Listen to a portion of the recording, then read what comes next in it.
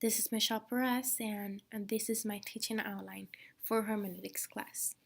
Our verse is Matthew 5 1 through 13, and my title is Jesus, our gracious King. The thesis statement is the basis for discipleship and the blessing of God is not based on our own merit, but a flow from God's graciousness. Our response to God's redemption is to live in light of these blessings, not in an isolated life from the world, but one that brings preservation from corruption, as we are salt of the world. And my 3 points are the basics for a disciple, what a disciple must be like or act like. And my second point is the responsibility of a disciple.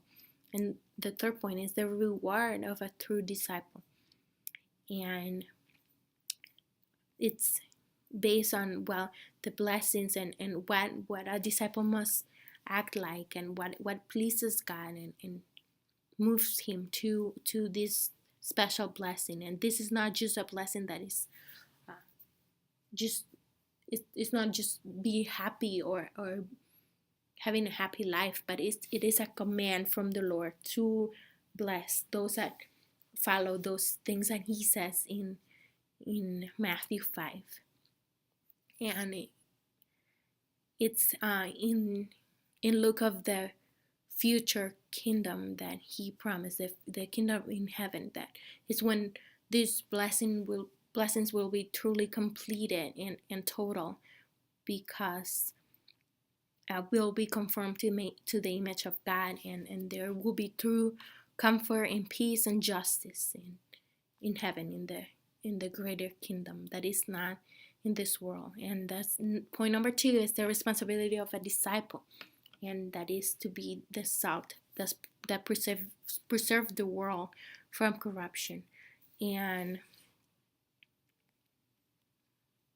we could interpret that in 2 ways. It could be both taste and preservation, to give taste to a world that has no taste, in the sense that has no hope, and preservation in a world that it could get corrupted, it could get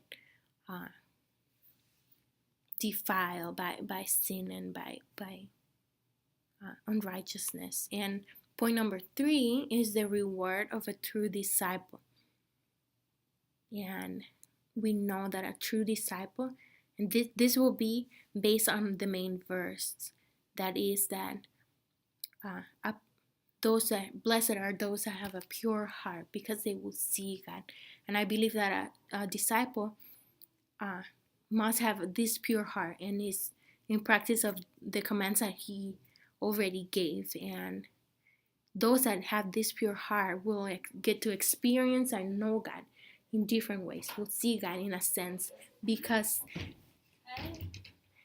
they will be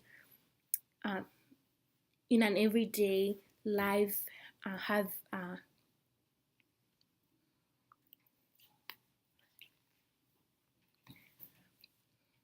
they will be able to believe in this purity that pleases God, and